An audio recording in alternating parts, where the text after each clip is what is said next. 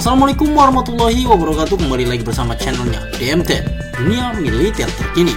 Di video kali ini kita akan membahas tentang update berita militer Indonesia. Ada apakah? Mari kita bahas ulasannya di sini.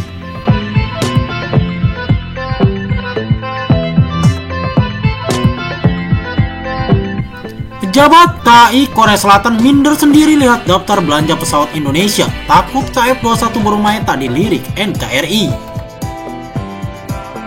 Indonesia yang sedang mengembangkan proyek jet tempur KF-21 Boromai bersama Korea Selatan menggegerkan dunia saat mengumumkan pembelian Rafale buatan Dassault Aviation Prancis dan diizinkan Amerika Serikat untuk membeli F-15EX buatan Boeing.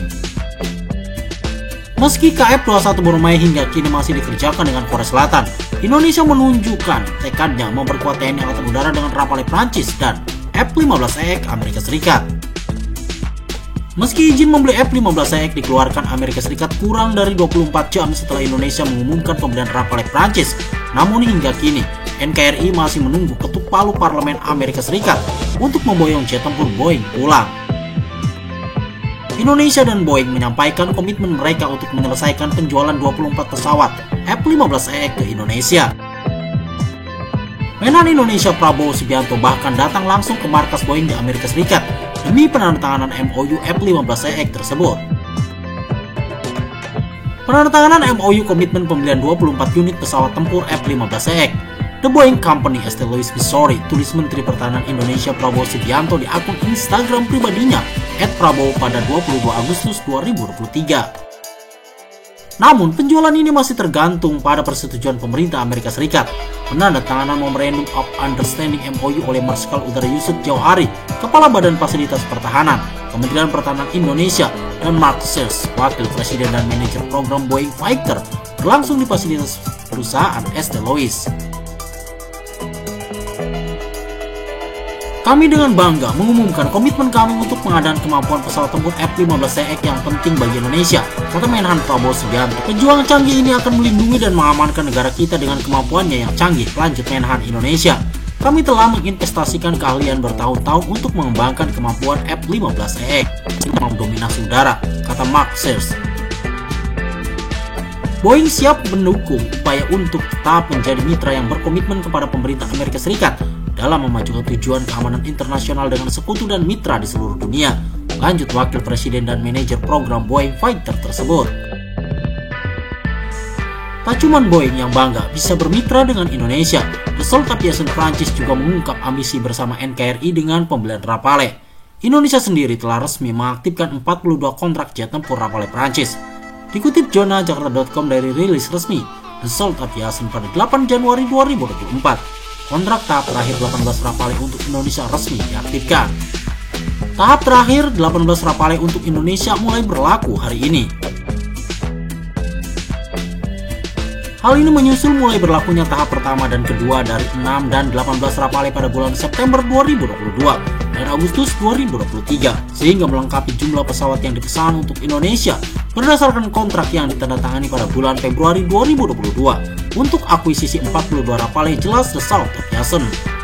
Dalam memilih Rafale, Indonesia telah memilih alat unik untuk kedaulatan dan kemandirian operasional yang akan membantu mengadaptasikan perannya sebagai kekuatan regional yang besar.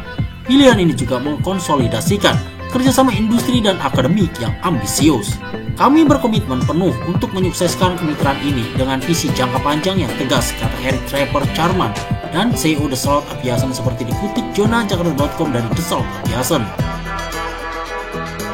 Melihat Indonesia punya daftar belanja jet tempur canggih dari Amerika Serikat dan Prancis, Korea Selatan rupanya mulai risau dengan proyek KF-21 Boromai yang dikerjakan. Dalam kesepakatan awal bersama Korea Selatan, Indonesia dibebankan 20% dari total biaya pengembangan pesawat tempur itu.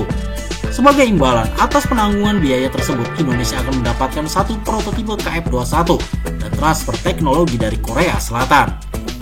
Indonesia juga akan memproduksi 48 unit jet tempur KF-21 Boromai di dalam negeri. Sementara Korea Selatan berencana memproduksi 120 unit jet tempur tersebut. Tapi KAI nampaknya mulai resah dengan rencana belanja Indonesia sampai pesimis KF-21 Boromai buatannya akan dilirik NKRI. Korea Aerospace Industry KAI Korea Selatan berencana memproduksi massal pesawat tempur KF-21 Block 1 dan mengirimkan total 40 unit ke Angkatan Udara Korea pada tahun 2028. Hal ini seperti dikutip zona jakarta.com dari Flight Global edisi 30 Juli 2024. Seorang pejabat KAI Korea Selatan mengungkapkan kegalauannya dengan KF-21 Boromai Indonesia. Jakarta merupakan mitra junior dalam program tersebut dengan tujuan memperoleh varian sekarang diberi nama IFE KF-21, sebelumnya diberi nama KFE. Komitmen Indonesia telah dipertanyakan selama beberapa tahun karena Jakarta secara konsisten tertinggal dalam pembayaran, pembangunan, dan berupaya mengurangi kewajiban keuangannya. Selain itu, pejabat kontra intelijen Seoul sedang menyelidiki dugaan pencurian data KF-21 oleh teknisi Indonesia yang bekerja pada program tersebut di Korea Selatan. Pejabat tersebut mengatakan bahwa rencana tersebut masih mengharuskan IFE diproduksi dalam jangka waktu 2025 sampai dengan 2029. Dan bahwa ada rencana bagi Dirgantara Indonesia untuk memproduksi KF-21 di dalam negeri jelas baik global.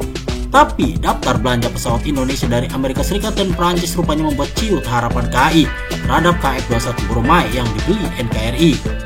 Meski demikian, ia mengakui bahwa Indonesia memiliki pesanan 42 Dassault Aviation Rafale dan nota kesepahaman untuk membeli hingga 24 pesawat tempur Boeing F-15EX. Ini tidak akan mudah, kata pejabat tersebut. Apakah ada ruang bagi Indonesia untuk mendapatkan pesawat baru seperti KF-21? Namun, kami tetap berusaha, jelas media berbahasa Inggris tersebut. Kita beralih ke berita lainnya. Pengembangan jet tempur KF-21 bisa terhenti jika Indonesia tak ikut serta, Presiden Korea Aerospace Industry ungkap alasannya. Korea Selatan dan Indonesia tengah terlibat dalam mengembangkan jet tempur KF-21. KF-21 sendiri merupakan jet tempur supersonik yang dikembangkan oleh Korea Aerospace Industry. Kini proses pengembangan jet tempur KF-21 telah memasuki produksi massal. Namun sebelum produksi massal KF-21 dimulai, Korea Aerospace Industry mengalami kemunduran. Hal itu disebabkan oleh dugaan kebocoran informasi rahasia yang dilakukan oleh peneliti di Indonesia, salah satu pengembang bersama KF-21. Meski demikian, Indonesia masih memegang peran penting bagi pengembangan jet tempur tersebut. Hal itu diungkapkan langsung oleh Kang Gong-yoon selaku Presiden Korea Aerospace Industry. Seharusnya kami bisa mengelola para peneliti tersebut dengan baik, namun kami menunjukkan adanya kesenjangan dan kami meminta maaf kepada pemerintah dan masyarakat, kata Kang Guyong mengutip laman news.net.com pada hari Jumat tanggal 2 Agustus 2024. Pertama-tama, kami memeriksa level kami dan tidak menemukan masalah besar. Itu adalah laporan yang dikumpulkan dari informasi yang kami berikan pada pertemuan paparnya.